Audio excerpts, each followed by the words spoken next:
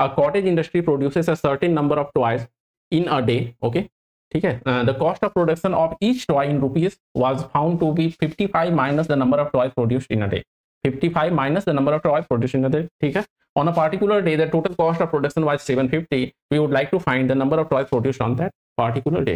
मतलब कि क्या बोल रहा है कि एक पार्टिकुलर डे में क्या है कि कॉस्ट ऑफ प्रोडक्शन, ठीक है, कितना cost of production of each toy multiplied by, ठीक है, मल्टीप्लाइड बाय नंबर ऑफ जो टॉय प्रोड्यूस हो रहे हैं, दोनों का प्रोडक्ट जो है 750 के बराबर है। और दिया हुआ एक कंडीशन की नंबर ऑफ टॉय जो है, ठीक है, नंबर ऑफ टॉय जो कि प्रोड्यूस हो रहा है that is 55 minus the number, sorry, cost of production per toy जो है वो 55 माइनस नंबर ऑफ टॉय जितना प्रोड्यूस हो रहा है। तो हम लोग एज्यूम कर लेते हैं let number of toy produced, number of toys produced be X, ठीक है। सो कॉस्ट ऑफ प्रोडक्शन क्या हो जाएगी, कॉस्ट ऑफ प्रोडक्शन अगर हम लोग कैलकुलेट करें, so cost of each toy, cost of each toy, each toy क्या बोल रहे हैं 55 minus number of toys produced, तो ये हो जाएगा रुपी 55 माइनस एक्स। अब देखो ये आपकी कॉस्ट ऑफ ईच टॉय होगी, ये नंबर ऑफ टॉयज होगी, दोनों को मल्टीप्लाई करेंगे तो टोटल कॉस्ट ऑफ प्रोडक्शन हमें मिल जाएगा जो कि दिया हुआ है 750 के बराबर, ठीक है। तो as per question number of toys multiplied by cost of each toy, तो नंबर ऑफ टॉयज हमारी एक्स है, इसे मल्टीप्लाई करोगे कॉस्ट ऑफ ईच टॉय, तो ये आपकी 55 माइनस एक्स से मल्टीप्लाई करोगे तो ये किसके बराबर है 750 के बराबर, ठीक है। अगेन आपको इक्वालिटी की इक्वेशन मिलेगा, वो सॉल्व करना है।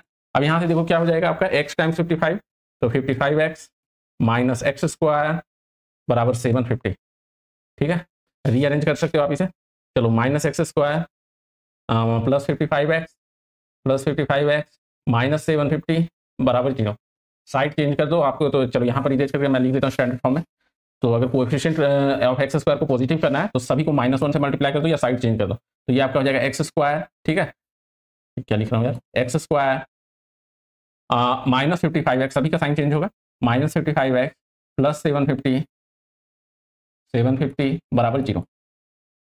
चलो अब यहाँ पर हमें क्या करना है, तो स्प्लिट कर सकते हो। अब यहाँ पर मैं अगर ज़्यादा वर्कआउट नहीं करूँ तो एक्स स्क्वायर माइनस देखो 750 मतलब 25 टाइम्स 3 75 होता है, तो 25 टाइम्स 30 करोगे तो 750 हो जाएगा, और 25 और 30 का सम कितना होता है 55 होता है। मतलब अगर दोनों नंबर को आप निगेटिव ले लो 25 और एक को -25 ले लो, दूसरे को -30 ले लो, प्रोडक्ट कितना हो जाएगा 750 हो जाएगा, ठीक है। सेम वैसे ही वर्कआउट करना है जैसे हमने अदर प्रॉब्लम में किया है। और दूसरा आपका सम जो है -25 और -30 का -55 हो जाएगा, तो हम लोग यहाँ लिख सकते हैं x square minus 25x minus 30x plus 750 बराबर 0, ठीक है। तो ये आपका हो जाएगा x times x minus 25 minus 30 करोगे तो टाइम्स x माइनस 25 बराबर 0, ठीक है। अब यहाँ पर ध्यान से देखो x minus 25 times x minus 30 बराबर 0, मतलब कि आपकी x की वैल्यू या तो 25 होगी, x इक्वल टू 25 और x इक्वल टू 30।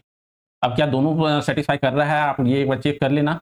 अगर मान लो कि हमारी x जो है नंबर ऑफ टॉयज 25 है, तो कॉस्ट कितनी हो जाएगी 55, क्या बोलता है 55 minus number of toys, 55 minus 20 मतलब 30 हो जाएगा एक टॉय का कॉस्ट, तो 30 टाइम्स 25 करोगे तो 750 मिल रहा है, सेटिस्फाई कर रहा है। अगर 30 टॉयज है तो कॉस्ट ऑफ प्रोडक्शन हो जाएगी 55 माइनस 30 मतलब 25, और 25 टाइम्स 30 करोगे तो 750 मिल रहा है, मतलब कि दोनों आपको सेटिस्फाई कर रहे हैं। हेंस आप लिख सकते हो hence number of toys produced can be number of toys produced